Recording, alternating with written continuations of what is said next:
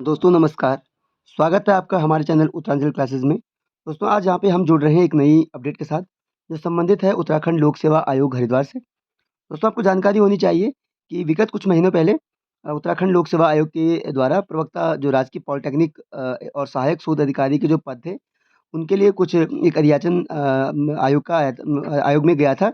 इस पे notification release हुआ और उसमें इन पदों के लिए आवेदन माँगे गए थे। लेकिन आज की जो ये अपडेट है दोस्तों, इसमें अब जो भी 526 पद थे दोस्तों, उनको क्या कर दिया गया है कि कैटेगरी वाइज़ उनको बाँटा गया है।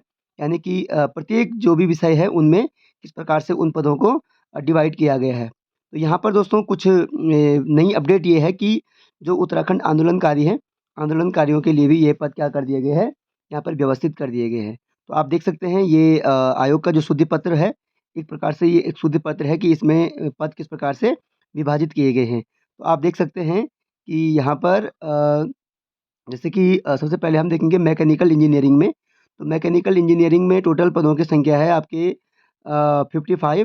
तो इन 55 पदों को किस प्रकार से डिवाइड किया गया है प्रत्येक कैटेगरी में। जैसे आप अनारक्षित देखेंगे, तो अनारक्षित में टोटल 28 पद है और इसके साथ ये उत्तराखंड महिला के 8 पद गए। फिर उसी प्रकार से यहाँ पे उत्तराखंड के अनाथ बच्चों के लिए 1 पद गया और कुशल खिलाड़ी के लिए 1 पद और आंदोलनकारियों के लिए 2 पद यहाँ पर क्या कर दिए गए हैं, आरक्षित कर दिए गए। तो इस प्रकार से ये पद टोटल क्या कर दिए गए हैं, कैटेगरी वाइज़ डिवाइड किए गए। अनुसूचित जाति, जनजाति, अन्य पिछड़ा वर्ग, आर्थिक रूप से कमज़ोर वर्ग, सब जगह ये पद क्या हो गए, इनको व्यवस्थित तरीके से क्या कर दिया गया है, डिवाइड कर दिया गया है। वैसे ही इलेक्ट्रिकल इंजीनियरिंग में भी आप देखेंगे 57 पद है और इन 57 पदों को अलग-अलग कैटेगरी में आप देख सकते हैं कैसे बाँट दिया गया है। ये टोटल कैटेगरीज़ है जिसमें अनरिज़र्व्ड, एससी, एसटी, ओबीसी और ईडब्ल्यूएस, तो ये बाँट दिया गया है। इसमें हॉरिज़ॉन्टल आरक्षण जो आप देख सकते हैं, क्षैतिज आरक्षण जो यहाँ पे आप देख सकते हैं, इसमें भी भूतपूर्व सैनिक, दिव्यांगजन, हर एक उसके लिए क्या कर दिए गए, इन पदों को बाँटा गया है। इसी प्रकार सिविल इंजीनियरिंग में भी टोटल 103 पद हैं, जो कि सर्वाधिक पद है और इनको भी क्या कर दिया गया है,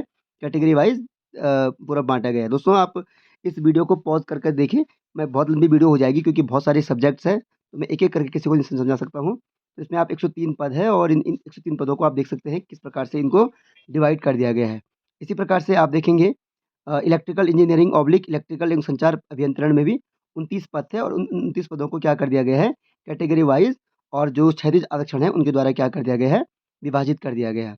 इसी प्रकार इंस्ट्रूमेंटेशन एंड कंट्रोल इंजीनियरिंग में भी आप देख सकते हैं टोटल 3 पद हैं और इन 3 पदों को कैटेगरी वाइज़ और जो जो हॉरिज़ॉन्टल आरक्षण जो है, उसके द्वारा कैसे बाँटा गया है। इसी प्रकार से आप कंप्यूटर साइंस और इंजीनियरिंग ऑब्लिक पीजीडीसीए में भी देख सकते हैं टोटल 30 पद है और इन 30 पदों को क्या कर दिया गया है, अलग-अलग कैटेगरी में क्या कर दिया गया, डिवाइड किया गया है। मैकेनिकल यहाँ पे देखेंगे आप अगला ऑटोमोबाइल इंजीनियरिंग में 9 पद है टोटल और 9 पदों को भी अलग-अलग कैटेगरी में क्या कर दिया गया है, डिवाइड किया गया है। तो ये आप वीडियो पॉज़ करके देख सकते हैं। वैसे केमिकल इंजीनियरिंग में भी 5 पद है और 5 पदों को अलग-अलग कैटेगरी में विभाजित किया गया है। इसी प्रकार से एग्रीकल्चर इंजीनियरिंग में भी 3 पद है और इन 3 पदों को बाँटा गया है। फिर प्रवक्ता फार्मेसी है 47 पद है, 47 पदों को भी अलग-अलग कैटेगरी में डिवाइड किया गया है। फिर फिज़िक्स में है, भौतिकी में 41 पद है, 41 पदों को भी अलग-अलग कैटेगरी में डिवाइड करके कितने पद अलग-अलग जो रिज़र्वेशन उसमें जा रहे हैं, आप देख सकते हैं। फिर केमिस्ट्री में यानी रसायन में भी देख सकते हैं 45 पद है, इसमें से महिला आपके स्वतंत्रता सेनानी, भूतपूर्व सैनिक, दिव्यांगजन इनमें डिवाइड हो गए हैं और ओबीसी, एससी, एसटी को ईडब्ल्यूएस कैटेगरी में अलग डिवाइड हो गए हैं। फिर गणित में भी 43 पद है, उनको टोटल डिवाइड किया गया है, तो ये पूरा बाँट के अलग-अलग उसमें चले गए हैं। फिर इसी प्रकार से इंग्लिश में भी 48 पद है, तो 48 पदों को क्या कर दिया गया है, 22 तो अनरिज़र्व्ड के लिए है और 7 पद महिला उत्तराखंड महिला के लिए जो 33% आरक्षण मिलता है, उसी प्रकार से अनाथ बच्चों के लिए 1 पद यहाँ पे रखा गया है।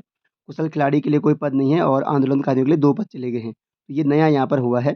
इसी प्रकार से इसको कैटेगरी वाइज़ क्या कर दिया गया है, डिवाइड किया गया है। ईडब्ल्यूएस में आपके 4 पद आए, ओबीसी में आपके 4 ईडब्ल्यूएस में 4 पद, ओबीसी में 8 पद, एससी में 2, एसटी में 2 और एससी में 12 पद ये डिवाइड कर दिए गए। इस प्रकार से ये पदों की संख्या क्या हो गई है, टोटल 48 थी और ये अब बढ़ के टोटल अलग-अलग हो गए क्योंकि 22 पद जनरल कैटेगरी में बन रहे हैं। इसके साथ लोक निर्माण विभाग में शोध अधिकारी के पद 1 पद इसमें था, तो ये 1 पद सिर्फ़ अनरिज़र्व्ड के लिए ही क्या किया गया है, रिज़र्व रखा गया है, अन्य कोई आरक्षण इसमें नहीं है। और ये टोटल आप देख सकते हैं ये ऑनलाइन आवेदन करने की जो तिथि है 14 फरवरी 2025 से 20 फरवरी 2025 है। जो भी जिस कैटेगरी में जो आंदोलनकारी है, राजा आंदोलनकारी क्या कर सकते हैं, चिन्हित आंदोलनकारी उनके आश्रित जो पूर्व में प्रश्नगत विज्ञापन के सापेक्ष ऑनलाइन आवेदन करने से वंचित रह गए थे, उनके लिए अब ये फॉर्म जो ये आवेदन है, ये पुनः उनके लिए क्या किया गया है, खोल दिया गया है। दोस्तों ये काफ़ी ज़बरदस्त अपडेट उन लोगों के लिए है जो ये क्राइटेरिया को फुलफ़िल करते हैं और उनके लिए भी अलग-अलग विभागों में ये पद क्या कि अलग-अलग विषय में ये पद बाँटे गए हैं। तो मुझे आप तक ये अपडेट पहुँचानी थी। मिलते हैं दोस्तों एक नई अपडेट के साथ, तब तक के लिए धन्यवाद।